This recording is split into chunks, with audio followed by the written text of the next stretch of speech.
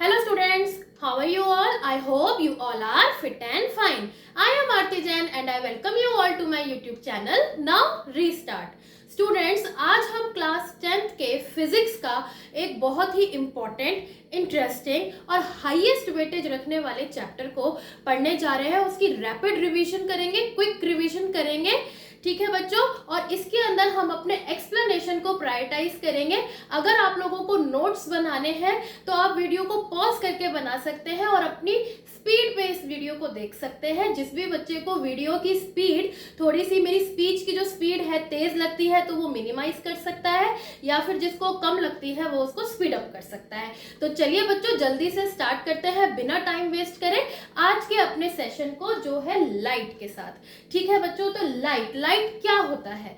Light आपको पता है, it is a form of energy which gives a sensation of site, जो हमें साइट की सेंसेशन देती है। और लाइट की क्या क्या प्रॉपर्टीज है कि it always travels in a straight line, ठीक है, and it cast shadow, alright, and the speed of light is 3 × 10⁸ meters per second। Speed of light की जो स्पीड होती है वो कितनी होती है, और उसको किससे डिनोट करते हैं?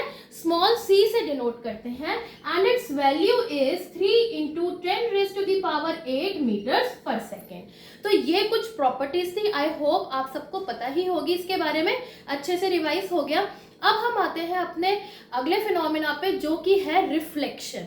ऑलराइट स्टूडेंट्स, रिफ्लेक्शन क्या होता है? जब भी कोई लाइट की रे एक पॉलिश्ड सरफेस पे फॉल होती है तब वो सरफेस उसे बाउंस बैक करता है। ऑलराइट, फॉर एग्जांपल मान लीजिए कि ये हमारा एक प्लेन मिरर है, ठीक है, एक मिरर है, ये इसका पॉलिश्ड सरफेस है और ये इसका रिफ्लेक्टिंग सरफेस है। यहाँ पे एक सोर्स ऑफ लाइट, मान लीजिए सन है, उससे एक लाइट रे इंसिडेंट हो रही है, and then after reflecting it will bounce back. ये बाउंस बैक हो जाएगी, ये इसकी डायरेक्शन है लाइट के फॉल होने की, यहां टकराकर रिफ्लेक्टिंग सरफेस से टकराकर ये बाउंस बैक हो जाती है। इस प्रोसेस को हम लोग कहते हैं रिफ्लेक्शन ऑफ लाइट। क्या कहते हैं बच्चों? Reflection of light. I hope इसकी डेफिनेशन आप सब लोगों को क्लियर हो गई होगी। Bouncing back of light is known as reflection of light. Alright, अब इसके अंदर वेरियस टर्म्स क्या क्या हैं? ये होती है हमारी इंसिडेंट रे, ये है हमारी रिफ्लेक्टेड रे। आप लोग 7th क्लास से पढ़ते हुए आ रहे हैं ये, तो थोड़ा सा हम इसको स्पीडीली पढ़ेंगे। ऑलराइट, ये हमारी रिफ्लेक्टेड रे है। एक हम इमेजिनरी रे बनाते हैं which is perpendicular to the surface. Alright, तो ये जो होती है इमेजिनरी रे, इसे हम कहते हैं नॉर्मल। इसे हम क्या कहते हैं बच्चों? नॉर्मल कहते हैं। The angle between incident ray and the normal ray is known as angle of incidence and is denoted by small i, and the angle between reflected ray and the normal is known as reflection, angle of reflection, and it is denoted by small r। I hope इतना आपको clear है reflection के बारे में। Alright, अब हम आगे बढ़ते हैं लॉज ऑफ रिफ्लेक्शन के बारे में पढ़ेंगे। लॉज ऑफ रिफ्लेक्शन क्या है? लॉज ऑफ रिफ्लेक्शन और कितने हैं? लॉज ऑफ रिफ्लेक्शन है हमारे 2। पहला लॉ ऑफ रिफ्लेक्शन क्या है? पहला लॉ ऑफ रिफ्लेक्शन है कि angle of incidence is always equal to angle of reflection, यानी ये वाला एंगल और ये वाला एंगल हमेशा इक्वल होंगे। अगर हमारे पास एंगल ऑफ इंसिडेंस 60 डिग्री है तो एंगल ऑफ रिफ्लेक्शन भी 60 डिग्री होगा। ठीक है, ये वाला फर्स्ट लॉ आई होप आपको क्लियर हो गया, आसान है। और सेकंड क्या है कि इंसिडेंट रे, नॉर्मल रे एंड द रिफ्लेक्टेड रे all lies in the same plane, all lies in the same plane, एक ही प्लेन पे ये लाई करेंगे। ठीक है, अलग अलग प्लेन पे नहीं होंगे कि इंसिडेंट रे एक प्लेन पे और रिफ्लेक्टेड रे किसी और प्लेन पे बन रही है, ऐसा नहीं होगा। all the 3 rays will lie on the same plane, so these are the 2 laws of reflection। अब ये वाले लॉज हमारे जो है अलग अलग मिरर्स पे, चाहे वो प्लेन मिरर है चाहे वो स्फेरिकल मिरर है, सब mirrors in laws of reflection को ओबे करते हैं। तो चलिए जल्दी से पढ़ते हैं हम लोग image formation by plane mirror के बारे में। ऑलराइट स्टूडेंट्स, तो प्लेन मिरर में जो इमेज फॉर्म होती है वो किस तरीके की होती है, उनकी क्या क्या कैरेक्टरिस्टिक्स होती हैं। ऑलराइट, आप लोग सुबह उठ के जब नहा धो के तैयार होते हैं तो मिरर में देख के अपने आप को ड्रेसअप करते हैं, कॉम्ब करते हैं अपने हेयर को, तो आपको क्या क्या देखने मिलता है उस इमेज के बारे में। एक तो वो सेम साइज की होती है ना, आपकी इमेज छोटी या बड़ी तो नहीं दिखाई देती। तो इमेज की जो कैरेक्टरिस्टिक्स है by plane mirror, characteristics of image formed by plane mirror, by plane mirror. तो सबसे पहले तो ये है, it is of the same size, same size का होगा, है ना, मैं शॉर्ट में लिख रही हूँ। सेकेंड, उसका जो वो हमेशा वर्चुअल और इरेक्ट बनेगी। कैसी बनेगी image form by plane mirror? Virtual and erect. Virtual और इरेक्ट का मतलब, वर्चुअल का मतलब होता है एक ऐसी इमेज जो कि स्क्रीन पे ऑब्टेन नहीं करी जा सकती, और रियल इमेजेस जो होती हैं वो स्क्रीन पे आ जाती हैं। फॉर एग्जांपल, अगर आप सिनेमा हॉल्स में जाएंगे तो वहाँ पे जो आप पिक्चर्स देखते हैं, मूवीज देखते हैं, वो क्या होती हैं? रियल इमेजेस होती हैं, क्योंकि वो स्क्रीन पे आ रही हैं। और वर्चुअल इमेजेस क्योंकि स्क्रीन पे नहीं आ रही, they are behind the mirror, तो वो क्या होती हैं? आपकी वर्चुअल इमेजेस होती हैं। वर्चुअल इमेजेस हमेशा इरेक्ट होती हैं, मतलब अगर आपकी ऑब्जेक्ट ये है ए बी, तो मिरर के पीछे भी आपकी ऑब्जेक्ट इसी तरीके से दिखाई देगी, इसे हम कहते हैं इरेक्ट इमेज। और अगर आपकी इमेज ए बी मिरर के पीछे इस तरीके से उल्टी दिखाई देती है, इन्वर्टेड फॉर्म में दिखाई देती है, तो वो होती है रियल इमेजेस। तो सिनेमा हॉल्स में भी वो इन्वर्टेड इमेजेस रखते हैं ताकि वो आपको जो है स्क्रीन पे बिल्कुल सीधी दिखाई दे। ऑलराइट स्टूडेंट्स, तो वर्चुअल एंड इरेक्ट समझ में आ गया। थर्ड इज सेम डिस्टेंस पे होती है, ठीक है। The distance of the object is equal to the distance of the image behind the mirror. जितने डिस्टेंस पे ऑब्जेक्ट होगा मिरर के सामने, उतने ही डिस्टेंस पे इमेज होगी मिरर के पीछे। ऑलराइट स्टूडेंट्स, और फोर्थ है हमारी कि इमेज जो है वो हमारी लेटरली इन्वर्टेड होगी। लेटरली इन्वर्टेड का मतलब the right side of the object appears left in the mirror and the left side of the object appears right in the mirror. अगर आप मिरर में देखकर अपना राइट हैंड अप करते हैं तो आपको मिरर के अंदर लेफ्ट हैंड दिखाई देता है, और लेफ्ट अप करते हैं तो वो राइट दिखाई देता है। इसे ही हम कहते हैं लेटरली इन्वर्टेड इमेज।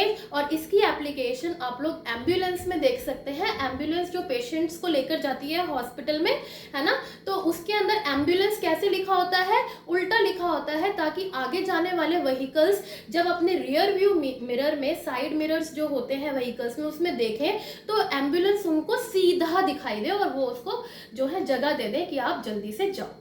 ठीक है बच्चों, तो ये I think characteristics of the image form by plane mirror अच्छे से क्लियर हो गया आपको। अब हम अपने स्विच करते हैं स्फेरिकल मिरर्स पे। तो क्या होते हैं स्फेरिकल मिरर्स और कितने टाइप्स के होते हैं? स्फेरिकल मिरर्स हमारे 2 टाइप्स के होते हैं। कौन कौन से होते हैं हमारे बच्चों? ये concave mirror and convex mirror. ठीक है, अगर मैं इसको देखूं तो ये, अगर मैं कहूं, है ना, और ये यहाँ पे इसके 2 सरफेस है। एक तो ये हो गया सरफेस नंबर 1 और एक ये हो गया सरफेस नंबर 2। 2 सरफेसेस हैं। तो जो बल्ज इन होगा, बल्ज इन यानी कि इनवर्ड्स, जैसे केव आ रहा है, केव का मतलब गुफा के अंदर, तो वहां से आप समझ सकते हैं इन, है ना, तो इन से आप समझ सकते हैं ये है कॉनकेव साइड, अगर ये रिफ्लेक्टिंग है और जो पीछे वाला साइड है वो आपका पॉलिश्ड है, तो यहाँ पे आपका बल्ज इन वाला रिफ्लेक्टिंग सरफेस होगा। और अगर मैं कॉन्वेक्स की बात करूं तो इसके अंदर इन वाला पॉलिश्ड होगा और ये रिफ्लेक्टिंग सरफेस होगा। ठीक है, यानी कि बल्ज आउट वो होगा आपका रिफ्लेक्टिंग सरफेस। अगर मैं इसको इस तरीके से बनाऊं तो यहाँ पे बल्ज इन वाला पॉलिश्ड और ये आपका जो है कॉन्वेक्स पार्ट हो गया। आई होप ये आपको क्लियर हो गया अच्छे से, है ना। इसको आप स्पून की हेल्प से भी देख सकते हैं। मान लीजिए जैसे कि ये हमारी स्पून है, इसके अंदर भी आप एक बल्ज इन वाला पोर्शन देख पा रहे हैं और ये है हमारा बल्ज आउट वाला पोर्शन। तो बल्ज इन वाला जो है कौन सा मिरर होगा? कॉनकेव मिरर होगा, और बल्ज आउट वाला वो अगर ये रिफ्लेक्टिंग सरफेस है, इस पे हम लाइट फॉल करवा रहे हैं, तो ये होगा हमारा किसकी तरह एक्ट करेगा, ये कॉन्वेक्स मिरर की तरह। अब आपको क्लियर हो गया ये चीज, ठीक है। अब इसके अंदर आते हैं हमारे कुछ रूल्स, कुछ टर्म्स, उसके बाद हम लोग रे डायग्राम्स पढ़ेंगे, ठीक है। अब कुछ टर्म्स के बारे में पढ़ लेते हैं कि इसके अंदर कौन कौन से टर्म्स हैं जो हम रे डायग्राम्स में पढ़ेंगे। रे डायग्राम्स क्या होते हैं, एक ऐसे डायग्राम्स जहाँ पे हम अपनी ऑब्जेक्ट को अलग अलग लोकेशन पे रखेंगे और देखेंगे कि कैसी इमेजेस बन रही हैं, कितने साइज की बन रही हैं और कितने डिस्टेंस पे बन रही हैं। ये तीनों चीजें हम लोग देखने वाले हैं, ठीक है बच्चों। तो उसके लिए आपको कुछ टर्म्स पता होने चाहिए, उनकी भी डेफिनेशंस कई बार आपके एग्जाम्स में पूछ ली जाती हैं, तो हमें कोई कसर नहीं छोड़नी है ना अपने एग्जाम में। इस चैप्टर से रिलेटेड कोई भी चीज हमसे पूछ ली जाए तो हमें पता होनी चाहिए, ऑलराइट। तो अगर मैं बात करूं, मान लीजिए मैं कॉनकेव मिरर ही ले लेती हूं, ये मेरा कॉनकेव मिरर है, ठीक है। इसका जो सेंटर होगा किसी भी स्फेरिकल मिरर का, चाहे वो कॉनकेव है चाहे वो कॉन्वेक्स है, मैं इन जनरल बात कर रही हूँ, तो जो इसका सेंटर होगा उसे हम कहते हैं बच्चों पोल, ठीक है। और उसको रिप्रेजेंट करते हैं कैपिटल P से। आई होप ये क्लियर है। I am not writing the definition right now because I am focusing just only on the explanation part, alright. So this is known as the pole, okay, the center of the spherical mirror is known as pole. Now अगर हम ये देखें, मान लीजिए एक line, हम imaginary line बना रहे हैं जो पोल से पास थ्रू हो रही है, ऑलराइट। तो ये जो मिरर है ये किसी ना किसी हॉलो स्फीयर का पार्ट था पहले, उसमें से तोड़कर इस मिरर को बनाया गया है ना। तो ये जो हॉलो स्फीयर था, इसका जो सेंटर होगा, इसका जो सेंटर होगा उसे हम रिप्रेजेंट करेंगे C से और उसे हम कहेंगे सेंटर ऑफ कर्वेचर।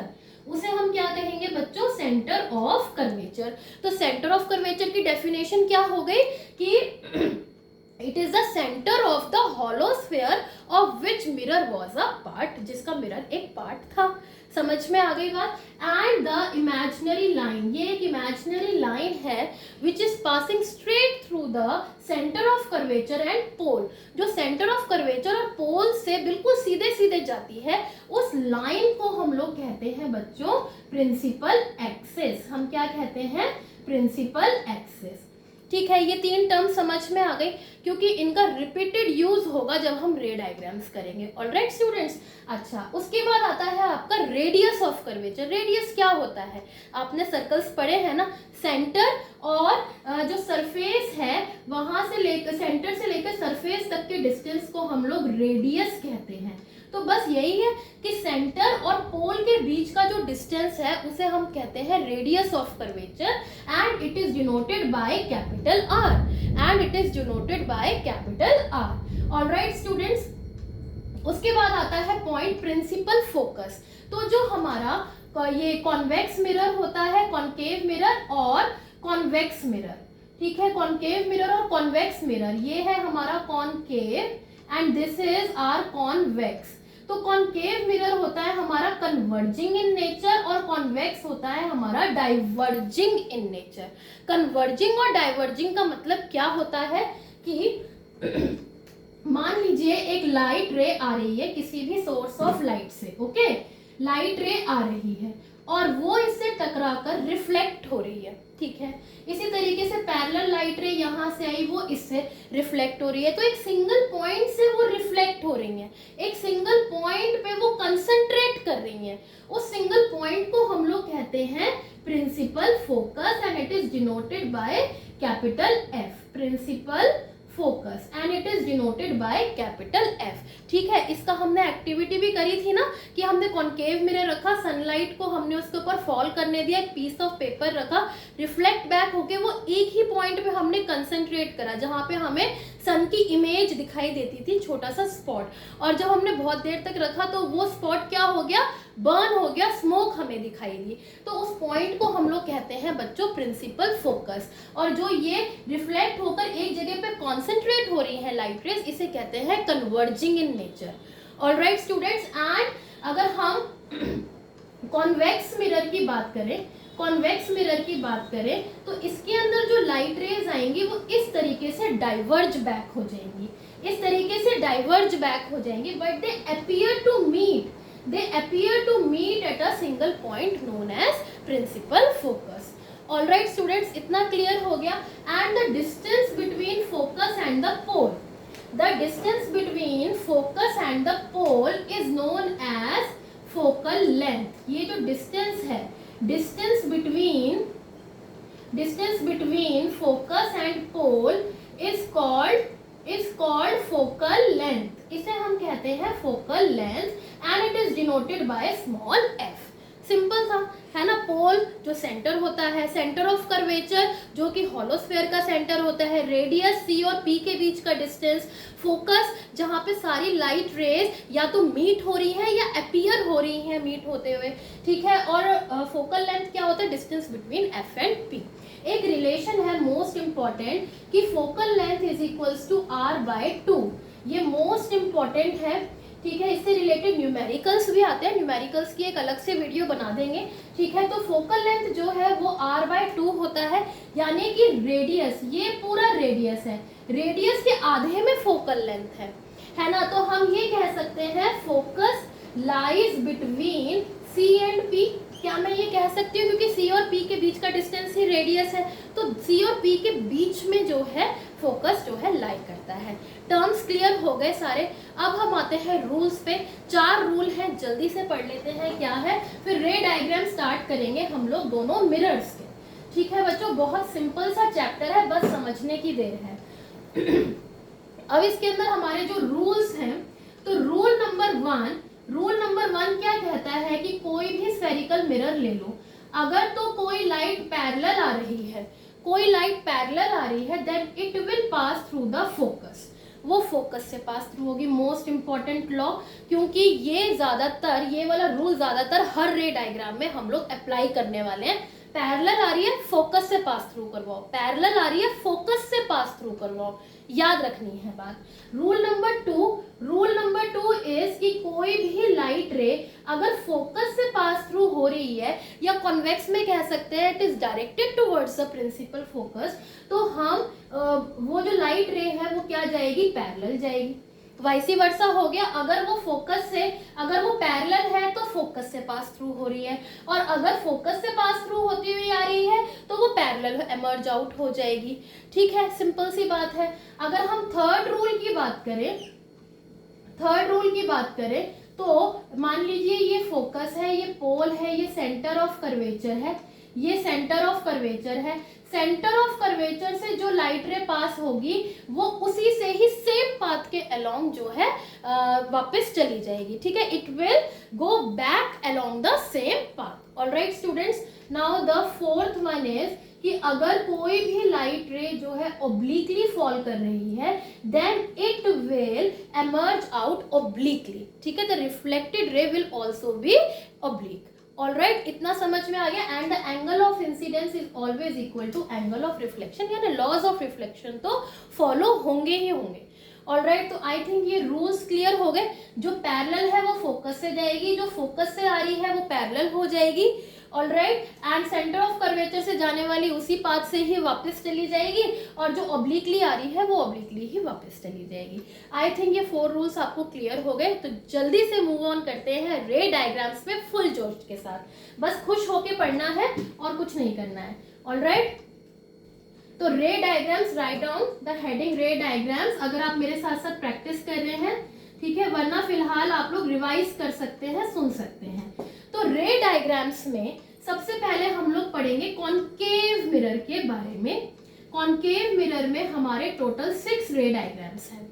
ऑलराइट, हम 6 पोजीशंस पे अपनी ऑब्जेक्ट को प्लेस करेंगे, ठीक है. ध्यान से देखिएगा, डिफिकल्ट लगता है, होता नहीं है, एक बार बस प्रैक्टिस करने की देर है, ठीक है. तो ये देखिए, ये बना लिया मैंने अपना एक कॉनकेव मिरर. ऑलराइट, ठीक है, concave mirror. Okay, now let this be my principal axis. Okay, this will be my pole, ठीक है. थोड़ा रफ सा बन रहा है. ओके, नाउ सबसे पहले जो हमारी पोजीशन ऑफ ऑब्जेक्ट है, पोजीशन ऑफ ऑब्जेक्ट, मान लीजिए पहली पोजीशन है मेरी एट इन्फिनिटी. मैंने इन्फिनिटी पे रखी. मैं देखती हूँ कि मेरी लोकेशन क्या आती है इमेज की, नेचर क्या आता है और उसका साइज क्या आता है। मुझे ये 3 चीजें ध्यान रखनी है। इन्फिनिटी से आ रही है, ओके, ये आ गई इन्फिनिटी से लाइट रे, ठीक है। और ये किससे पास थ्रू हो जाएगी बच्चों, फोकस से पास थ्रू हो जाएगी। पहला रूल था हमारा, था मैम, ठीक है। तो ये हो गया हमारा यहाँ से पास थ्रू, सिंपल था। इसी तरीके से इस वाले केस में, केस नंबर 1 में एक और लाइट रे ले आओ ना, एक और लाइट रे ले आओ, पैरेलल, इन्फिनिटी से आ रही है ना। तो एक और लाइट रे पैरेलल लिया है, एरोज शुड बी देयर, बिना एरोज के मार्क्स कट जाएंगे एग्जाम्स में, ठीक है। आता हुआ क्वेश्चन में भी आपके मार्क्स डिडक्ट हो सकते हैं, तो प्लीज एरोज का ध्यान रखिए, शार्प पेंसिल से बनाइएगा, ठीक है। अब ये भी तो फोकस से जाएगी, ये भी फोकस से जाएगी, ऑलराइट। तो यानी कि हमारे लिए बस 2 रेज बहुत है, हर रे डायग्राम में हम 2 रेज ही ड्रॉ करेंगे, ठीक है, और देखेंगे वो कहाँ मीट कर रही है, वही हमारी इमेज बनेगी। तो ये दोनों तो इसी पॉइंट पे ही मीट कर रही है मैम, हाँ, तो इसका मतलब क्या हमारी इमेज यहाँ बनेगी, बिल्कुल यही बनेगी। तो यानी कि हमारी इमेज बनी एट एफ, सिंपल था। और इसका नेचर क्या होगा, क्योंकि ये सेम साइड पे बन रही है, तो इसका नेचर होगा real and inverted. I am writing it down, R and I, okay, I hope you will understand. Real and inverted image बनेगी। और साइज क्या होगा, बहुत बड़ी इमेज लग रही है, ऑब्जेक्ट लग रहा है, लेकिन इमेज तो एक पॉइंट साइज है, तो यानी कि मैं कह सकती हूँ diminished image, diminished image, alright, diminished image है। चलिए अब आई थिंक ये वाला केस तो क्रिस्टल क्लियर हो गया। अब सेकंड केस पे चलते हैं, beyond C, beyond C, alright students, beyond C यानी कि सेंटर ऑफ कर्वेचर से पीछे, धीरे धीरे हम अपने ऑब्जेक्ट को मिरर के पास लाते जाएंगे हर केस में, ठीक है। तो हमने यहाँ पे मान लीजिए मेरा फोकस है और ये मेरा सेंटर ऑफ कर्वेचर है, ठीक है। तो अब हमने क्या करा, मान लीजिए बियॉन्ड सी पे मेरे पास ये मेरी ऑब्जेक्ट है ए बी, और मैंने ये लाइट रे पैरेलल करी। फर्स्ट रूल अप्लाई करेंगे, और ये कहाँ से पास थ्रू हो रही है, फोकस से पास थ्रू हो रही है, बिल्कुल सही। इसमें तो मैम अब हम बिल्कुल मास्टरी कर चुके हैं। अब दूसरा, मान लीजिए ये फोकस से जा रही है, तो ये क्या होगी, पैरेलल होगी, है ना, पैरेलल आएगी। तो ये जो है इस तरीके से ये पैरेलल आ गई, पैरेलल आ गई, ठीक है। तो अब हमारे ये एरोस भी डल गए। चलो, तो अब ये कहाँ मीट कर रहे हैं, यहाँ मीट कर रहे हैं, उल्टा, ठीक है। तो यहाँ एरो आएगा, ये बन गया A dash B dash which is our image. तो क्या आप बता सकते हैं इसकी पोजीशन, इसकी पोजीशन है between C and F, between C and F, R and I यानी real and inverted and diminished, है ना। छोटी इमेज बनी है ना, इसके मुकाबले छोटी इमेज बनी है, ऑलराइट स्टूडेंट। वो तो बिल्कुल पॉइंट साइज थी और ये थोड़ा सा स्मॉलर इन साइज है, ऑलराइट। अब हम अपना चेंज करते हैं, अब हम धीरे धीरे और ऑब्जेक्ट को पास लाएंगे एट सी पे, एट सी पे, ऑलराइट स्टूडेंट्स। चलिए जल्दी से करते हैं, चलिए जल्दी से करते हैं, एट सी पे, सी पे रखते हैं अब अपनी ऑब्जेक्ट को, ऑलराइट।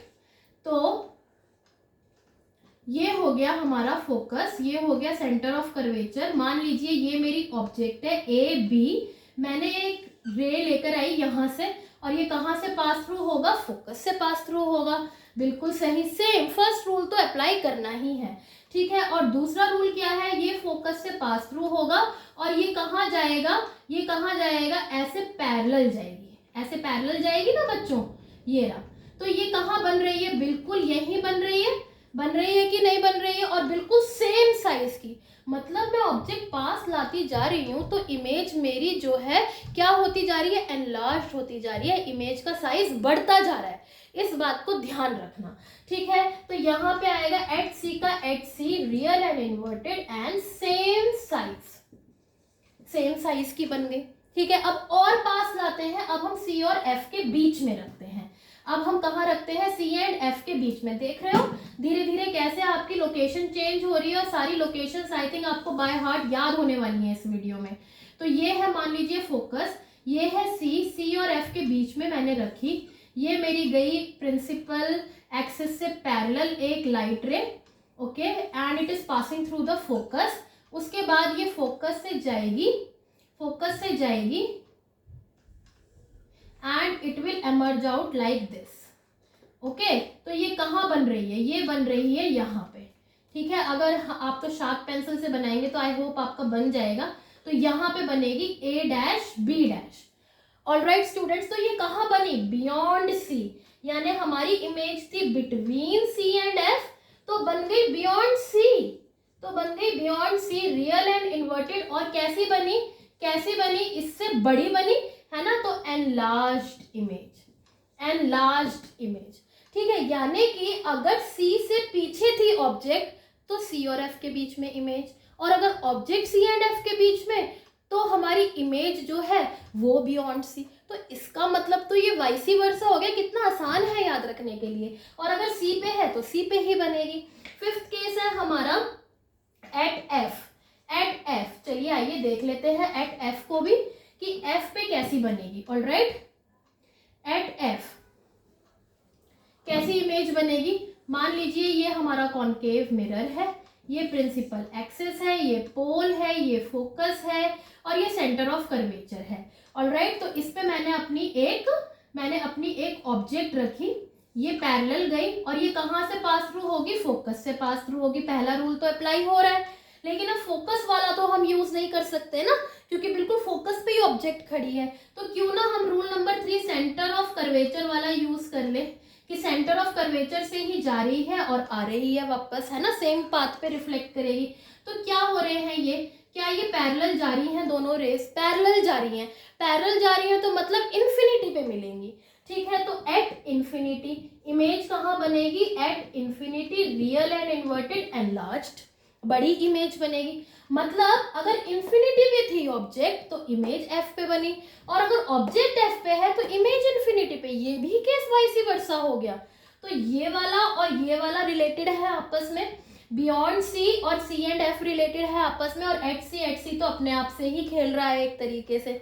सिंपल है ना। और रियल एंड इन्वर्टेड ही आ रही है सारी इमेजेस पहले, और जैसे जैसे हम पास आते जा रहे हैं, लोकेशन उसकी पास कर रहे हैं, वैसे वैसे वो साइज में बढ़ती जा रही है। नेक्स्ट आता है हमारा between F and P. Between F and P, अब इसका कैसे होगा? अब ये थोड़ा सा स्पेशलाइज्ड केस है, इसको ध्यान से देखिएगा।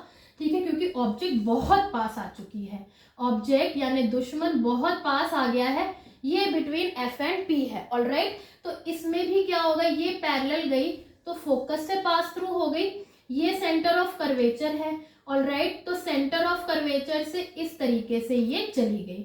ऑलराइट स्टूडेंट्स, तो ये जो है पीछे की साइड जाकर जब हम इसको प्रोड्यूस करते हैं, यहाँ जाकर ये मिल जाती हैं, तो यहाँ पे इमेज बन रही है। ऑलराइट, इमेज यहाँ बन रही है। तो बिटवीन एफ एंड पी जो बिल्कुल क्लोज है, तो वहां मिरर इमेज कहाँ बनेगी? Behind the mirror, behind the mirror. और बिल्कुल जैसे आपके ऑब्जेक्ट है वैसे ही इमेज बन रही है। तो वर्चुअल एंड इरेक्ट और एनलार्ज्ड इमेज, है ना, बड़ी इमेज आई है ना, बड़ी इमेज आई है। तो इसीलिए ये वाला जो केस है, सिक्स्थ केस, ये बड़ा इंपॉर्टेंट है कॉनकेव मिरर का। क्यों है ये इतना इंपॉर्टेंट मैम? क्योंकि आप ये देखिए, वर्चुअल एंड इरेक्ट हमें क्या चाहिए? जैसे हम दिख रहे हैं वैसी ही इमेज हमें चाहिए। इन्वर्टेड इमेज का इतना यूज नहीं है, लेकिन हमें वैसी इमेज चाहिए और बड़ी इमेज मिल रही है। तो ये कहाँ यूज हो सकता है? क्या मैं ये कह सकती हूँ कि कॉनकेव मिरर इस प्रॉपर्टी की वजह से, इस केस की वजह से डेंटिस्ट के पास या as a shaving mirror use हो सकता है? क्योंकि डेंटिस्ट क्या करता है, कॉनकेव मिरर को यूज करके डेंटिस्ट क्या करता है, अपना हमारे दांतों का जो है एनलार्ज्ड इमेज ले सकता है ना, एनलार्ज्ड इमेज। और शेविंग मिरर में भी हम अपने फेस का क्या कर सकते हैं? एनलार्ज्ड इमेज देख सकते हैं। ठीक है, और ये कहाँ यूज होता है? In the headlights of vehicles, headlights of vehicles, torch में। क्यों? ताकि parallel beam of lights, powerful beam of light उनको मिल सके। ठीक है, और कहाँ यूज होता है? इन सोलर फर्नेसेस। सोलर फर्नेसेस में क्यों यूज होता है? क्योंकि लार्ज कॉनकेव मिरर्स, बड़े बड़े कॉनकेव मिरर्स यूज होते हैं किस लिए? To concentrate the sunlight at a one point to heat the solar furnace. ठीक है, कंसंट्रेशन वाला जो पॉइंट है ना, कि फोकस पे आके सारी लाइट रेज मिलती हैं, वो इंपॉर्टेंट है इस केस में भी और इस केस में भी। ठीक है, और एनलार्ज इमेज बन रही है वो डेंटिस्ट और शेविंग मिरर में इंपॉर्टेंट है। तो यूजेस भी क्लियर हो गए, कॉन्केव मिरर के हैंड टू हैंड क्लियर हो गए। अब आते हैं हम कॉन्वेक्स मिरर पे। चलिए जल्दी से देखते हैं कॉन्वेक्स मिरर के बारे में। कॉन्वेक्स मिरर, ठीक है, कॉन्वेक्स मिरर के तो सिर्फ 2 ही केसेस है, बहुत सिंपल है, कॉन्वेक्स मिरर। ऑलराइट, इसके अंदर आपको पता है कि बल्ज आउट होता है ना, बल्ज आउट होता है। कैसे? जैसे मान लीजिए, ओके, बल्ज आउट है ना, तो हम उल्टा बनाएंगे इसको, ठीक है। तो ये हो गया हमारा कॉन्वेक्स मिरर। ऑलराइट स्टूडेंट्स, ये मान लीजिए प्रिंसिपल एक्सिस है, पोल है, फोकस है, सेंटर ऑफ कर्वेचर है। ऑलराइट, अब इसके अंदर क्या है एक लाइट रे है जो इन्फिनिटी से आ रही है। Object is at, first case में ऑब्जेक्ट इज एट इन्फिनिटी, हमारी ऑब्जेक्ट इन्फिनिटी पे है, तो लाइट रेस आ रही है। और ये क्या है, डाइवर्जिंग मिरर है, तो ये डाइवर्ज करेगा, डाइवर्ज करेगा। इसी तरीके से एक और लाइट रे आ रही है, ये भी क्या करेगा, डाइवर्ज करेगा, ठीक है। और इसका फोकस जो है यहाँ पे भी है, एक तरीके से अगर हम कहें यहाँ पे भी है और यहाँ पे है ना, यहाँ से ये आपका पूरा स्फीयर बन रहा है। ऑलराइट, तो यहाँ पे भी इसका जो है सेंटर ऑफ कर्वेचर है। अब ये फोकस पे आते हुए दिखाई देंगे, ये देखिए, ये यहाँ पे ये फोकस पे मीट करेंगे यहाँ पे, तो यानी कि यहाँ पे आपका क्या है, इमेज बनेगी, यहाँ पे इमेज बनेगी। तो ये यानी कि अगर हमारी ऑब्जेक्ट इन्फिनिटी पे है तो इमेज कहाँ बन रही है, एट एफ बन रही है, वैसे ही जैसे कॉन्केव मिरर में बनी थी, लेकिन डिमिनिश्ड बन रही है, डिमिनिश्ड बन रही है। और क्योंकि मिरर के इस साइड बन रही है तो ये बनेगी हमारी virtual and erect image, virtual and erect, बस इतना सा फर्क है, virtual and erect image. Alright students, एक केस और है इसका, ये है हमारा कॉन्वेक्स मिरर। ऑलराइट, ये है इसका principal axis, this is focus, this is centre of curvature. मान लीजिए कोई भी ऑब्जेक्ट जो है कहीं पे भी रखी हुई है, यहाँ पर इन्फिनिटी के अलावा कहीं पे भी मिरर के सामने रखा हुआ है, लाइट रे गई, इसने डाइवर्ज करा, और ये कहाँ से जाएगी, appear to meet at focus, यही बात है। और एक हम लाइट रे मान लेते हैं सेंटर ऑफ कर्वेचर से जा रही है इस साइड से। ऑलराइट, तो ये जा रही है सेंटर ऑफ कर्वेचर से, यहाँ से जाएगी बेटे, इसको हम लोग इस तरीके से दिखा सकते हैं, ये, ठीक है। तो यहाँ पे इमेज बनेगी, यहाँ पे इमेज बनेगी, इसको दोबारा बना के देखते हैं यहाँ पे। ऑलराइट, ये देखिए, ये आपका कॉन्वेक्स मिरर है। ऑलराइट, ये है हमारा कॉन्वेक्स मिरर, ये हो गई इसकी प्रिंसिपल एक्सिस, ये हो गया पोल, ये हमारी हो गई ऑब्जेक्ट, ऑब्जेक्ट से लाइट रे आई, डाइवर्ज होकर गई प्रिंसिपल फोकस से, डाइवर्ज होकर गई प्रिंसिपल फोकस से। और ये जो है इस तरीके से पोल से जाकर, पोल से ऑब्लिकली जाकर, ऑब्लिकली इस तरीके से जाएगी, और पीछे के साइड अगर हम इसे प्रोड्यूस करेंगे तो ये यहाँ बनेगी, यहाँ बनेगी छोटी सी इमेज, ठीक है। तो ये क्या हुआ हमारा, ये भी रियल वर्चुअल एंड इरेक्ट हुई, वर्चुअल एंड इरेक्ट हुई, और डिमिनिश्ड इमेज बनेगी, डिमिनिश्ड इमेज यानी कि छोटी इमेज। यानी कि अगर हमें जैसी हमारी ऑब्जेक्ट है उसकी छोटी इमेज अगर हमें चाहिए तो हम कौन सा मिरर यूज करेंगे, कॉन्वेक्स मिरर। और अगर हमारी जैसी ऑब्जेक्ट है उससे बड़ी इमेज चाहिए तो हम कौन सा मिरर यूज करेंगे, कॉनकेव मिरर। इतनी बात समझ में आई। तो अगर मैं इसका यूज देखूं, अगर मैं इसका यूज देखूं तो कहाँ होता है use, rear view, rear view mirror में इसका यूज होता है ऑफ व्हीकल्स, ठीक है। क्यों, क्योंकि पीछे से आते हुए व्हीकल्स हमें सीधे दिखाई देते हैं और उनकी छोटी इमेज दिखाई देती है, ठीक है। तो इसका एक कारण तो ये है, we get virtual and erect and diminished image, है ना, हमें एक तो कारण ये है, और एक कारण है कि वाइडर फील्ड ऑफ व्यू मिलता है, वाइडर फील्ड ऑफ व्यू मिलता है हमें, ठीक है। बड़ा सा हमें जो है इसका व्यू मिल जाता है रियर व्यू मिरर्स में। और कहाँ यूज होता है, इन शॉप्स, ठीक है, इन शॉप्स, शॉप्स में भी ये यूज होते हैं, ताकि हमें जो है पूरा जो हमारी शॉप है उसका पूरा एक व्यू जो है एक डिमिनिश्ड इमेज के फॉर्म में हमें मिरर में दिखाई दे। Alright students, I hope concave and convex mirror are crystal clear to you now. Okay, now we will move over to we will move over to our next topic, which is sign conventions. Sign conventions कैसे? Sign conventions बहुत simple है, ठीक है, simple, बहुत simple है. कैसे?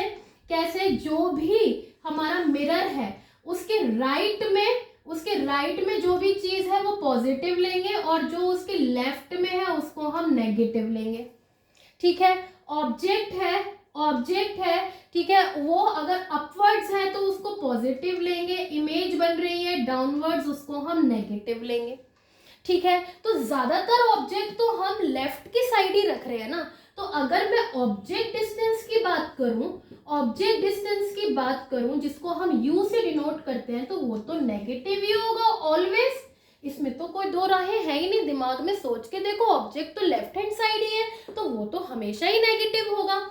हाँ, अगर मैं इमेज डिस्टेंस की बात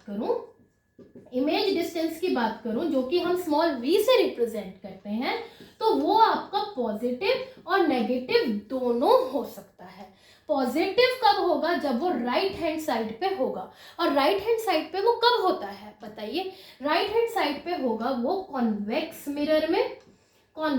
मिरर में या फिर sixth case of concave mirror में, है ना, यही चीज है. और नेगेटिव जो है वो case 1 to 5 of concave mirror में आपका नेगेटिव में आएगा इमेज डिस्टेंस. मानते हो इस बात को? अभी हम रे डायग्राम्स करके आए हैं. ये चीज आपको रिवाइज हो गई अच्छे से, पॉजिटिव कब, नेगेटिव कब. अच्छा, उसके बाद अगर हम हाइट ऑफ ऑब्जेक्ट लें, ऑब्जेक्ट तो हमेशा प्रिंसिपल एक्सिस के ऊपर ही रहेगा, तो पॉजिटिव ऑलवेज. ऑलराइट. और अगर हम इमेज की डिस्टेंस की बात करें तो पॉजिटिव होगा आपका in case of virtual and erect, क्योंकि वो हमेशा अपवर्ड्स बनती है. और नेगेटिव होगा in case of real and inverted. Real और इन्वर्टेड इमेज बनेगी तो आपका क्या होगा? वो नेगेटिव होगा. आई होप इतना अब आपको क्लियर हो गया है ना. तो साइन कन्वेंशंस इतने मुश्किल थे नहीं. अगर मैं फोकल लेंथ की बात करूं, फोकल लेंथ किसके लिए? फोकल लेंथ की बात करूं तो कॉन्वेक्स मिरर में एफ फॉर कॉन्वेक्स मिरर के केस में, कॉन्वेक्स मिरर में फोकल लेंथ हमेशा यहां मिलती है ना, तो यानी कि ये क्या होगा? पॉजिटिव. और फोकल लेंथ अगर मैं कॉनकेव मिरर की बात करूं तो हमेशा क्या मिलेगा हमें? नेगेटिव, क्योंकि फोकस उसका यहां होता है कॉनकेव मिरर में. क्या ये चीज क्लियर हो गई? और यही साइन कन्वेंशंस, बड़ी मजे की बात है कि लेंस में भी यही साइन कन्वेंशंस यूज होते हैं. उसमें कॉन्वेक्स लेंस अगर आता है तो पॉजिटिव ही है, और कॉनकेव लेंस आता है तो नेगेटिव है फोकल लेंथ उनकी. तो बड़े सिंपल तरीके से हम लोग याद रख सकते हैं. ठीक है बच्चों, यही ट्रिक्स बनाइए, यही लर्न कीजिए, ठीक है. तो रैपिड रिवीजन का तभी फायदा होगा. अब हम आगे बढ़ते हैं.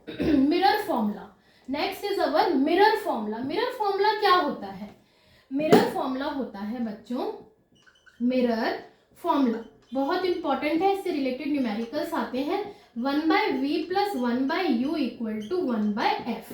सिंपल सी बात है कि 1/v reciprocal of image distance plus reciprocal of object distance equal to reciprocal of the focal length. Alright. फिर आते हैं हम लोग मैग्निफिकेशन पे. मैग्निफिकेशन क्या होता है? हाँ जी, मैग्निफिकेशन मतलब कि कितनी बड़ी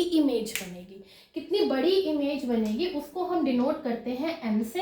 m का फॉर्मूला होता है hi/ho, यानी कि the ratio of height of image by the ratio of height of image and the height of object. इसे हम कहते हैं मैग्निफिकेशन.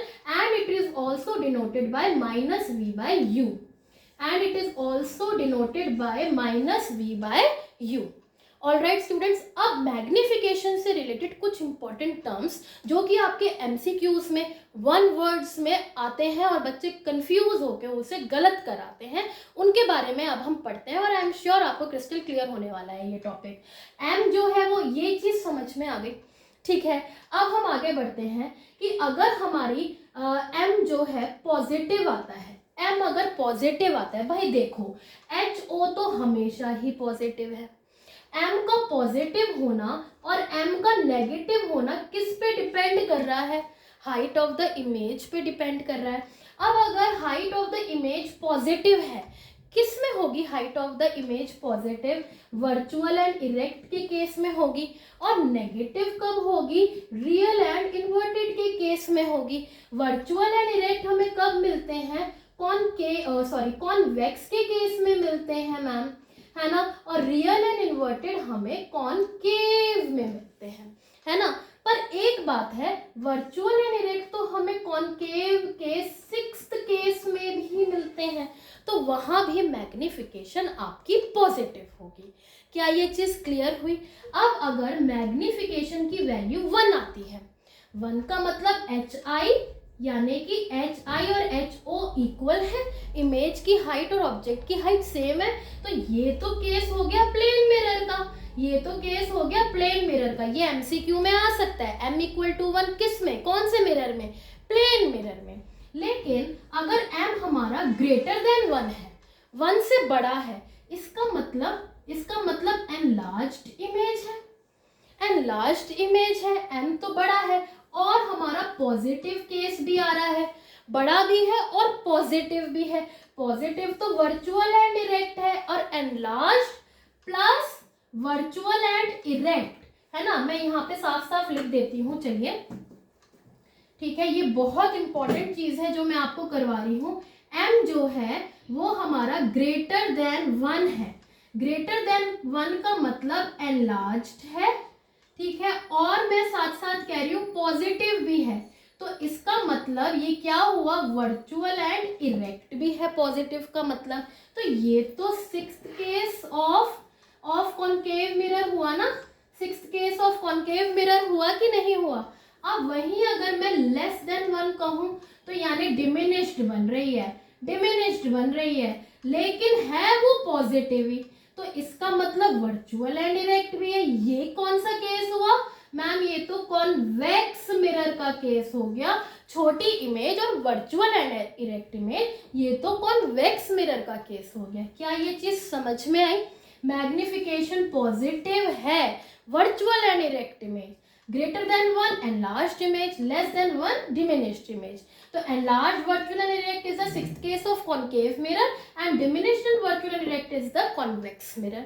अगर हमारा m नेगेटिव आ जाता है, मैग्निफिकेशन नेगेटिव, यानी इमेज तो रियल एंड इन्वर्टेड हो गई, रियल एंड इन्वर्टेड का तो कॉन्केव मिरर ही रास्ता बचता है 1 to 5 केस में। बात समझ में आई मैग्निफिकेशन की? सिंपल थी, है ना, सिंपल थी ना।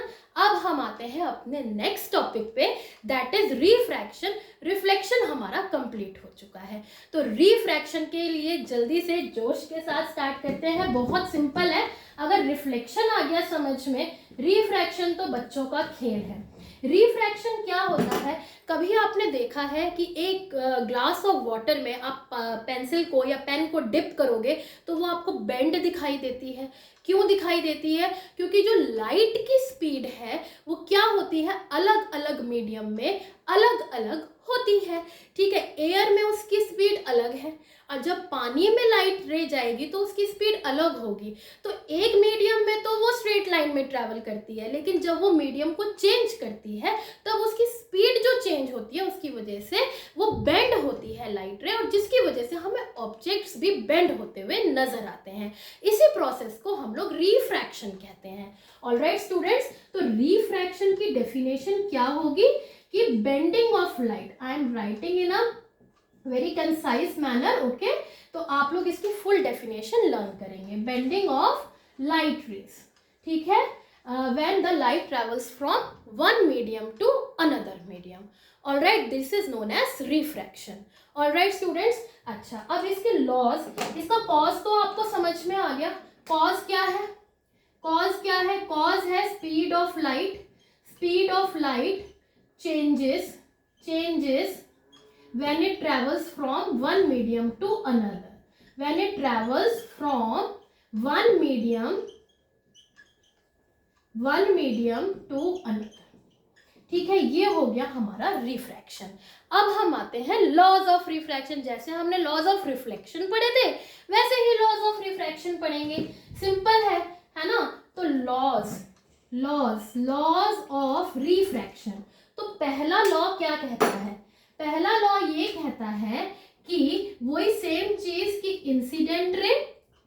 Incident ray, reflected ray, sorry refracted, पहले लिखिए normal and refracted ray all lie in the same plane. उसमें ये सेकेंड लॉ था, इसमें ये फर्स्ट लॉ है, all lie in the same plane. I think ये फर्स्ट लॉ तो सिंपल है मैम, आगे बढ़ते हैं जल्दी से, है ना। सेकेंड है हमारा, ये इंपॉर्टेंट है कि the ratio of sine of angle of incidence to the sine of angle of refraction is equal to a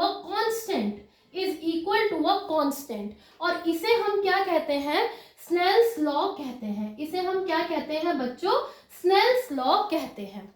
alright students, है ना। आई होप इतना आपको समझ में आ गया है, ठीक है। तो स्नेल्स लॉ आपको क्लियर हो गया। अब हम आगे बढ़ते हैं, ठीक है। आई होप इतना समझ में आने के बाद अब स्नेल्स लॉ इसे हम कहते हैं, और ये जो कांस्टेंट होता है इसे हम कहते हैं रिफ्रैक्टिव इंडेक्स। इसे हम क्या कहते हैं? रिफ्रैक्टिव इंडेक्स कहते हैं, ठीक है। अब रिफ्रैक्टिव इंडेक्स के बारे में कुछ मजेदार से फैक्ट्स हैं, उसके बारे में पढ़ते हैं। रिफ्रैक्टिव इंडेक्स क्या होता है? तो रिफ्रैक्टिव इंडेक्स से रिलेटेड भी कई बार वन वर्ड्स और एमसीक्यूज में बच्चे अटक जाते हैं, तो जल्दी से पढ़ते हैं रिफ्रैक्टिव इंडेक्स के बारे में। इसको डिनोट करते हैं हम एन से। एन क्या होता है ना? Ratio of speed of light in the given pair of mediums, यानी पेयर दिया हुआ है मीडियम 1 मीडियम 2, ऊपर हम लिखेंगे एक मीडियम मान लीजिए 1 upon speed of light in medium 2, ठीक है। तो ये हो गया रिफ्रैक्टिव इंडेक्स। लेकिन ये किसका रिफ्रैक्टिव इंडेक्स है? तो अगर हमने 1 ऊपर लिखा है और 2 नीचे, तो ये रिफ्रैक्टिव इंडेक्स होगा आपका मीडियम 2 का विद रिस्पेक्ट टू 1, है ना। n/1 का मतलब क्या है? Refractive index of medium 2 with respect to medium 1 alright students, I hope इतना अब आपको क्लियर हो गया। तो ये है हमारा refractive index of medium 2 with respect to medium 1, यानी कि जिसका हमने पहले नंबर लिखा वो नीचे लिखा जाएगा, और जिसके रिस्पेक्ट में है वो ऊपर लिखा जाएगा, ठीक है। वो ऊपर लिखा जाएगा। मान लीजिए मैंने यहाँ पे NW लिखा, तो यहाँ पे क्या आएगा? Speed of light. अगर मैंने कुछ और तो लिखा ही नहीं है मैम, तो किसके रिस्पेक्ट में? अगर कुछ नहीं लिखा तो किसके रिस्पेक्ट में? एयर के रिस्पेक्ट में, ठीक है। Upon speed of light in water, तो जिसका ढूंढना है उसको नीचे लिखना है, ठीक है। तो बोलेंगे लेकिन हम कि refractive index of water with respect to air. ये चीज क्लियर हुई। मान लो अगर मैं अब आपको N12 देती हूं तो ये क्या होगा? रिफ्रैक्टिव इंडेक्स ऑफ मीडियम, जल्दी बोलो कौन से मीडियम का है ये रिफ्रैक्टिव इंडेक्स? 1 का विद रिस्पेक्ट टू मीडियम 2, तो यानी कि स्पीड ऑफ लाइट हम ऊपर किसकी लिखेंगे?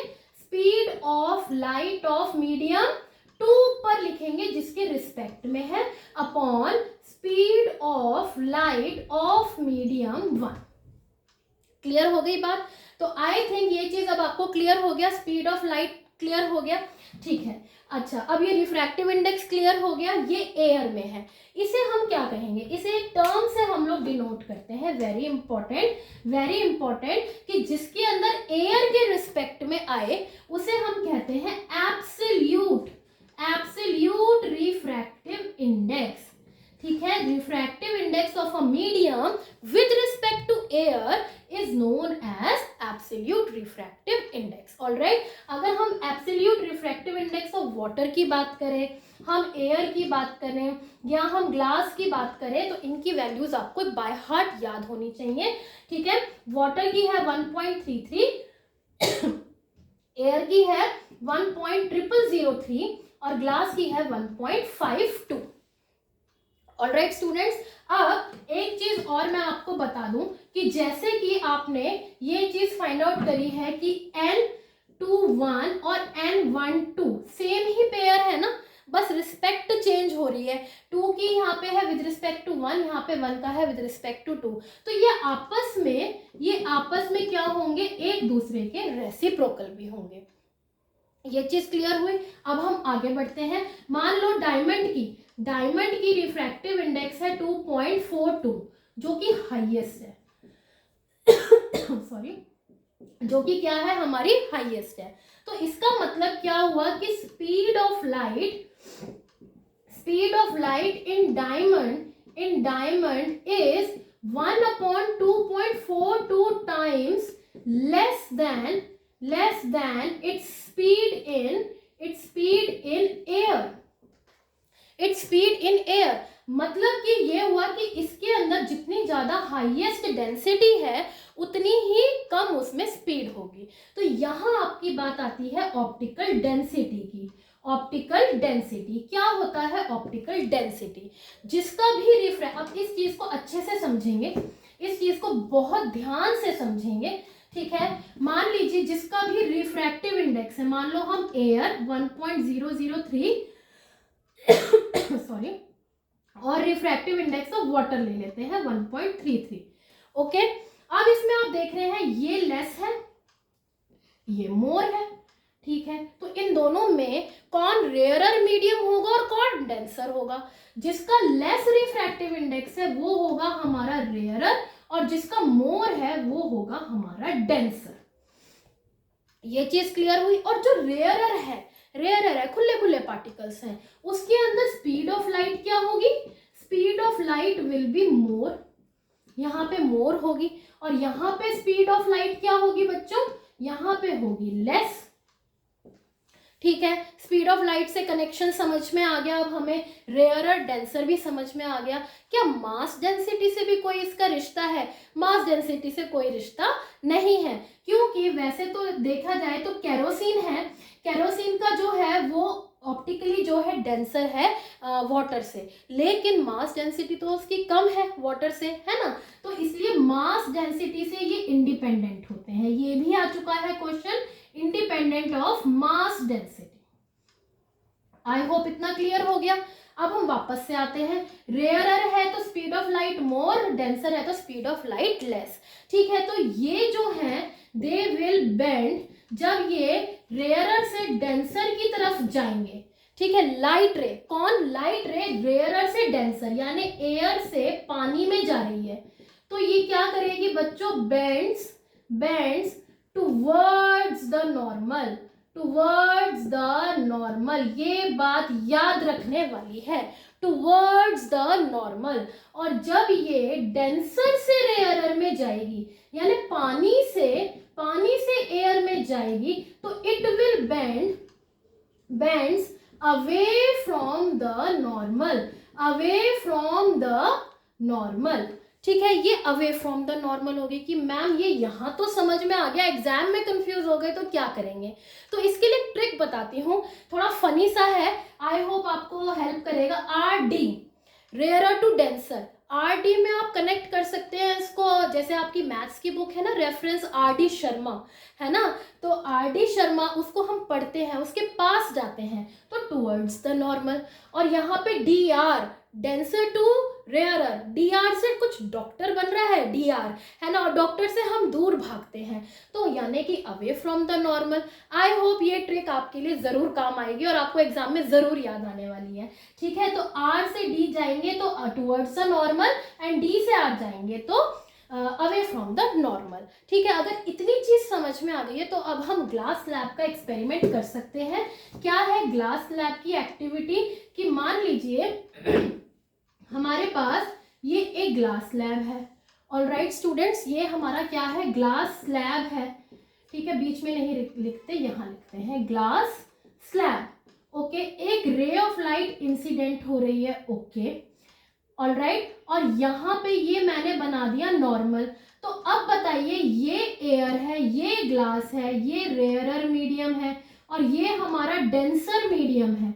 आर से डी में जा रही है तो क्या होगी, बेंड टुवर्ड्स द नॉर्मल और away from the normal, towards the normal, very nice, towards the normal. अब यहाँ पे भी एक नॉर्मल बना लेते हैं हम लोग। अब ये यहाँ से डेंसर से फिर से रेयरर में जा रही है तो डी से आर यानी डॉक्टर, तो अवे फ्रॉम द नॉर्मल या towards the normal, very good, away from the normal. क्या ये चीज समझ में आई? इसे हम कहेंगे इंसिडेंट रे। इंसिडेंट रे ये हो गई हमारी रिफ्रैक्टेड रे और ये हो गई हमारी एमर्जेंट रे। क्या हो गई बच्चों? एमर्जेंट रे। और जब हम इस इंसिडेंट रे को पीछे की साइड प्रोड्यूस करते हैं तो देखते हैं ये दोनों आपस में क्या आ रही हैं, पैरेलल आ रही हैं। इंसिडेंट रे और एमर्जेंट रे आपस में पैरेलल है और इन दोनों के बीच का जो डिस्टेंस है उसे हम लोग क्या कहते हैं, उसे हम लोग कहते हैं बच्चों लेटरल डिस्प्लेसमेंट। क्या कहते हैं? Lateral displacement. और ये पैरेलल आई तो वो क्यों आई? क्योंकि जो बेंडिंग ऑफ लाइट है it is equal and opposite at the opposite phases of a glass slab. Glass slab के ये ऑपोजिट फेसेस हैं, वहां पे बेंडिंग हो रही है लेकिन इक्वल हो रही है और ऑपोजिट हो रही है। मतलब ये वाला एंगल इस एंगल के इक्वल होगा और ये वाला एंगल इस एंगल के इक्वल होगा, तो इक्वालिटी है लेकिन ऑपोजिट जा रही है। ओके क्योंकि ये टुवर्ड्स द लाइट बेंड हुई, टुवर्ड्स द नॉर्मल, और ये अवे फ्रॉम द नॉर्मल। समझ में आई एमर्जेंट रे पैरेलल क्यों होती है? क्वेश्चन आ सकता है। उसके बाद आता है लेटरल डिस्प्लेसमेंट। किन दो चीजों पे डिपेंड करता है? Depends on thickness of slab, कि आपका थिकनेस कितना है ग्लास स्लैब की, और उसका रिफ्रैक्टिव इंडेक्स क्या है, रिफ्रैक्टिव इंडेक्स ऑफ ग्लास। ठीक है, ये दो चीजें आपको पता होनी चाहिए। This completes your refraction. अब हम बढ़ते हैं आगे अपने लेंसेज की तरफ। ठीक है, तो लेंसेज क्या होते हैं? बहुत सिंपल है, और उसके बाद अपना पावर आएगा और फिर हम इस सेशन को एंड करेंगे। तो अगला टॉपिक है हमारा लेंसेज। लेंसेज क्या होते हैं? Lenses are the transparent material. Transparent होते हैं ना, आपने चश्मे वगैरह में देखे होंगे, है ना? तो वो क्या होते हैं? ट्रांसपेरेंट मटेरियल होते हैं, bounded by two surfaces. Okay, bounded by two surfaces of which one और बोथ आर कर्व्ड। कोई एक या दोनों कर्व्ड हो सकते हैं। तो लेंसेज आपके दो तरीके के होते हैं, एक होता है कॉनकेव और एक होता है कॉन्वेक्स, जस्ट लाइक आपका मिरर की तरह। कॉनकेव आपका इस तरीके से होता है और कॉन्वेक्स आपका इस तरीके से होता है। कॉनकेव जो है वो आपका thicker at the edges and thinner at the middle होता है। ठीक है, और ये आपका thinner in the edges and thicker at the middle होता है। ओके, ये आपका डाइवर्जिंग इन नेचर होता है और ये आपका कन्वर्जिंग इन नेचर होता है। आपका जो है स्विच हो गया, यानी कि उल्टा हो गया। आपका कॉन्वेक्स मिरर जो था वो डाइवर्जिंग था लेकिन कॉन्वेक्स लेंस कन्वर्जिंग है, और कॉन्केव जो मिरर था वो आपका कन्वर्जिंग था लेकिन यहाँ पे लेंस तो डाइवर्जिंग है। ठीक है, रूल्स वही हैं, सेम टर्म्स वही है ऑलमोस्ट, बस ये है कि इनके सेंटर को ऑप्टिकल सेंटर बोला जाता है। ओके, तो जल्दी से रे डायग्राम्स पे स्विच ओवर करते हैं हम लोग। रे डायग्राम्स, ऑलराइट स्टूडेंट्स, रे डायग्राम्स। अब रे डायग्राम्स में 6 केसेस बनेंगे, सिंपल से हैं। ठीक है, अगर आपने मिरर के समझ लिए तो इसमें कोई प्रॉब्लम नहीं आएगी। तो सबसे पहले हम लोग कॉन्वेक्स लेंस लेते हैं जिसके टोटल 6 केसेस हैं। मान लीजिए ये आपका कॉन्वेक्स लेंस है, ये एक इमेजिनरी सी लाइन है, ये इसका ऑप्टिकल सेंटर है, ये इसका प्रिंसिपल एक्सिस है। ऑलराइट, अब इन्फिनिटी से लाइट रे आ रही है और वो फोकस से पास थ्रू होगी, यही फर्स्ट रूल था। इसमें यहाँ होगा फोकस। ऑलराइट, इसी तरीके से यहाँ से आ रही है और फोकस से पास थ्रू होगी। तो इन्फिनिटी वाले केस में हमारी इमेज कहाँ बनी? एट एफ बनी, डिमिनिश्ड बनी, है ना, रियल एंड इन्वर्टेड बनी। वो ही सेम चलेगा, बस आपका नाम चेंज हो गया है। ठीक है, अब अगला करते हैं। अगला केस क्या है हमारा? हमने कॉन्वेक्स लेंस लिया, प्रिंसिपल एक्सिस लिया, ये हमारा ऑप्टिकल सेंटर है। हमने जो है बियॉन्ड सी को हम 2f भी लिख सकते हैं ना, क्योंकि f बीच में आता है। ठीक है, ये f1 c1, ये f2, ये 2f2 है। तो यहाँ से जाएगा, ये फोकस से पास थ्रू हुआ, ऑप्टिकल सेंटर से पास होने वाला ऑप्टिकल सेंटर से ही हो जाएगा। तो यहाँ बनेगी ऐसी इमेज। ऑलराइट, ये थोड़ी बड़ी बन गई, आई थिंक डिमिनिश्ड इमेज बनती है, ठीक है। तो ध्यान से बनाते हैं दोबारा से। ये हो गया हमारा ऑप्टिकल सेंटर, ये है हमारा 2f1, ये है f1, ये है f2, ये है 2f2। ऑलराइट, यहाँ हमारी जो है ऑब्जेक्ट है, यहाँ हमारी ऑब्जेक्ट है AB। ऑलराइट, ये गया f2 से पास थ्रू और ये ऑप्टिकल सेंटर से पास थ्रू। यस, नाउ अब ये हमारी इमेज जो है डिमिनिश्ड बनी, रियल एंड इन्वर्टेड बनी, plus between f and f2 and 2f2 बन गई। ये चीज भी आई थिंक अब आपको क्लियर हो गई है ना। बियॉन्ड था तो बिटवीन बन रहा है, अब अगर मैं बिटवीन में लेकर आऊंगी तो ये बियॉन्ड बन जाएगा। सेम जैसे हमने मिरर में करा था, बिल्कुल सेम वैसे ही, ठीक है। अब आगे बढ़ते हैं। ये हमारा कॉन्वेक्स लेंस है, इसके अंदर मेरा ये ऑप्टिकल सेंटर है, यहाँ पे ये f1 है, ये है हमारा 2f1, f2, 2f2। ओके, अब मैंने 2f1 पे रखा तो ये गया मेरा f2 से, ऑप्टिकल सेंटर से ये इस तरीके से मीटअप हो जाएगा और सेम साइज का बन गया, सेम साइज, ठीक है स्टूडेंट्स। एरोज जरूर लगाना, सेम साइज एट 2f2, है ना। सेम, अगर 2f1 पे तो 2f2 पे बन गई और सेम साइज की बन गई, रियल एंड इन्वर्टेड बन गई। आई थिंक अब आप रिलेट कर पा रहे होंगे कि मैम ये तो पहले जैसा ही हो रहा है ना, पहले जैसा ही हो रहा है। अब हम आगे बढ़ते हैं। अगला कौन सा केस होगा, हम ऑब्जेक्ट धीरे धीरे पास लाते जा रहे हैं। ये है f1, ये है 2f1, between 2f1 and f1, तो ये जो है हमारा कहाँ से जाएगा, ये f2 से जाएगा बच्चों, और ये हो गया हमारा 2f2, ऐसे चला गया, ऑप्टिकल सेंटर से जाएगा और यहाँ बनेगी एनलार्ज्ड इमेज। ऑलराइट, ये कैसी बनेगी, हमारी एनलार्ज्ड इमेज बनेगी। और क्योंकि बिटवीन है तो बियॉन्ड बन गई, बियॉन्ड 2f2 बन गई और रियल एंड इन्वर्टेड बन गई। ठीक है बच्चों, अब आते हैं हम एट एफ पे अगर हम बनाएंगे, ये देखिए, ये है हमारा O, ये है f1, ये है 2f1, ये है f2, ये है हमारा 2f2।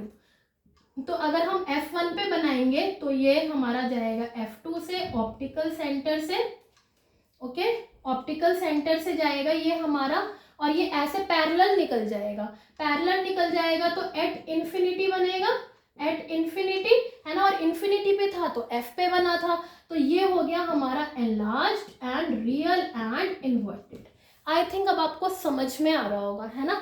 अब हम आगे बढ़ते हैं, ठीक है, बहुत इजी भी लग रहा होगा। अब क्या आता है, बिटवीन O एंड F, जो कि 6th केस हमारा स्पेशल केस रहता है हमेशा से ही आप यूज टू हो गए होंगे 6th केस से, ठीक है, उसको दिमाग में जरूर रखना है। Between O and F, between O and F है तो भाई ऐसे जाएगा, ठीक है। उसके बाद ऑप्टिकल सेंटर से जा रहा है तो पीछे की साइड हम produce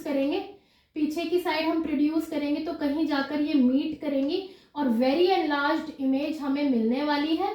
enlarged image, same side of the lens, यहाँ पे हम लिखेंगे, उसमें बिहाइंड द मिरर लिखा था, इसमें लिखेंगे same side of the lens, और हम लिखेंगे इसके अंदर वर्चुअल एंड इरेक्ट इमेज।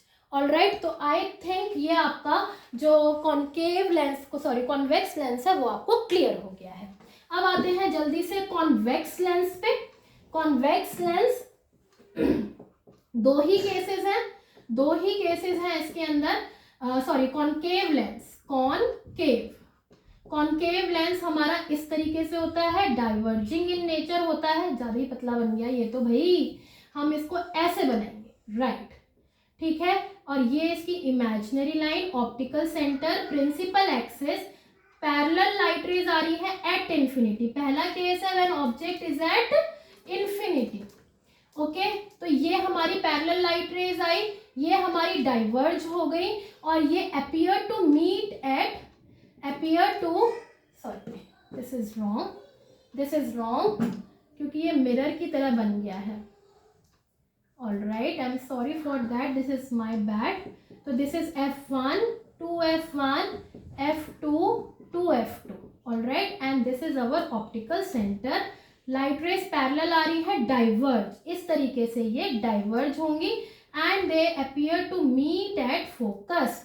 ठीक है, तो हमारी इमेज कैसी बनी, डिमिनिश्ड बनी, हमारी एट F1 बनी और वर्चुअल एंड इरेक्ट बनी. आई होप ये अब आपको क्लियर हो गया. पीछे की यहाँ same side of the lens में बनेंगी वर्चुअल एंड इरेक्ट. अब आते हैं हम अपने अगले केस में. ठीक है, सेकंड केस है हमारा, कहीं पे भी बिटवीन O या बिटवीन F एंड इंफिनिटी. ठीक है, तो कहीं पे भी हम अपनी ऑब्जेक्ट को रख सकते हैं. इसके अंदर ये प्रिंसिपल एक्सिस है, O है. मान लीजिए मैंने अपनी ऑब्जेक्ट यहाँ रखी, इस तरीके से डाइवर्ज होगी, ऑप्टिकल सेंटर से जाकर ऑप्टिकल सेंटर से ही वापस आएगी. ये इस तरीके से यहाँ पर आकर मीट करेगी. ओके, ये यहाँ पर आकर इस तरीके से मीट करेगी. तो ये डिमिनिश्ड इमेज बनी, वर्चुअल एंड इरेक्ट इमेज बनी and same side of the lens बनी, same side of the lens. Alright students, I hope ये सारे केसेस आपको मिरर और लेंस के सिमिलर ही लगे होंगे. ठीक है, बस थोड़ा सा 19-20 का चेंज है. उसमें कॉन्केव मिरर के 6 केसेस थे, इसके अंदर कॉन्वेक्स लेंस के 6 केसेस हैं. साइन कन्वेंशन सेम है. ऑलराइट, मैग्निफिकेशन भी वैसे ही है, लेकिन इसके अंदर एक आता है आपका लेंस फॉर्मूला. क्या आता है बच्चों, लेंस फॉर्मूला. तो लेंस फॉर्मूले से रिलेटेड भी हमारे कई न्यूमेरिकल्स आते हैं. लेंस फॉर्मूला है 1/v minus 1/u equal to 1/f. Minus 1/u आ जाएगा इसके अंदर, उसके अंदर प्लस था ना. मिरर फॉर्मूला में 1/v plus 1/u equal to 1/f था. इसमें चेंज इस साइन का है. ठीक है, इतनी सी बात है बस. ठीक है, अब हमारा लास्ट टॉपिक है आज का, that is power. That is power. बस 2 मिनट्स लगेंगे और फिर हम इस सेशन को एंड करेंगे. The last topic is power of accommodation. Power क्या होता है, कन्वर्जिंग एंड डाइवर्जिंग जो हमारे नेचर होता है लेंसेज का, तो जो उसकी डिग्री होती है उसे हम कहते हैं पावर. ठीक है, तो पहली डेफिनेशन तो इसकी आ जाएगी कि degree of convergence and divergence of a lens is called as power. अगर हम मैथमेटिकली बोलें तो इट इज द रेसिप्रोकल है किसका, फोकल लेंथ का. Reciprocal of focal length. लेकिन एक कंडीशन है, फोकल लेंथ हमारी मीटर्स में होनी चाहिए. और इसकी जो SI यूनिट है वो क्या होती है, डायोप्टर्स, जिसको हम कैपिटल D से रिप्रेजेंट करते हैं. यानी कि हम ये कह सकते हैं कि पावर, जिसको हम P से डिनोट करते हैं, पावर इज 1/f. अगर हम कह रहे हैं 1 डायोप्टर, तो 1 डायोप्टर का मतलब क्या है कि power of lens is 1 dioptre. Power of lens is 1 diopter means that the focal length is 1 meter. ठीक है, फोकल लेंथ कितनी है उसकी, 1 मीटर, क्योंकि अगर हम f को 1 रख देंगे तो पावर ऑटोमेटिकली 1 डायोप्टर आ जाएगी. सिंपल है. पावर ऑफ कॉम्बिनेशंस है, अगर बहुत सारे लेंसेज हैं और कॉम्बिनेशंस में है तो एल्जेब्रिक सम कर सकते हैं. Power of lens 1, power of lens 2, power of lens 4. ठीक है, इस तरीके से ये हमारा एल्जेब्रिक सम आ जाएगा. अब अगर मैं कहूँ कि एक लेंस है, ठीक है, अब आप देखिए फोकल लेंथ जो है, फोकल लेंथ किसकी, कॉन्वेक्स लेंस की और कॉनकेव लेंस की क्या होगी. कॉन्वेक्स की मैंने आपको बताई थी पॉजिटिव होती है और कॉनकेव की नेगेटिव होती है ना. तो यानी कि फोकल लेंथ भी उनकी क्या होगी, पॉजिटिव और इसकी नेगेटिव. तो पावर इसकी पॉजिटिव और पावर इसकी नेगेटिव, यानी कि एक ही लाइन में ये सारी चीज चल रही है. लेंस फॉर्मूला था 1/v minus 1/u equal to 1/f. तो क्या मैं इसको 1/v माइनस 1/u को p लिख सकती हूँ. तो ये टर्म जो है आपके न्यूमेरिकल में बहुत यूज हो सकता है. अगर मैं कहूँ एक लेंस है, उसकी पावर 2.0 डायोप्टर है, तो क्या आप उसकी फोकल लेंथ बता सकते हैं. इसका क्या मतलब है, इसका मतलब है जो लेंस है वो पॉजिटिव दे रखा है, तो इसका मतलब लेंस तो आपका कॉन्वेक्स लेंस है जिसकी फोकल लेंथ कितनी होगी, 1/2 यानी कि 0.5 मीटर्स होगी. ठीक है बच्चों, आई होप ये चीज़ अब आपको क्लियर हो गया कि टू डायोप्टर्स कैसे मैंने बताया, लेंस भी बताना है पॉजिटिव नेगेटिव देखकर, और आपको रेसिप्रोकल करके उसको कैलकुलेट भी करना है। I hope light is now crystal clear to you और आपको इजी लगेगा। आपको कैसी लगी ये वीडियो मुझे फीडबैक ज़रूर देना। ठीक है बच्चों, मिलते हैं आपसे अगले वीडियो में जल्दी ही। तब तक के लिए खुश रहिए, स्वस्थ रहिए, मस्त रहिए और पढ़ते रहिए। Bye bye students.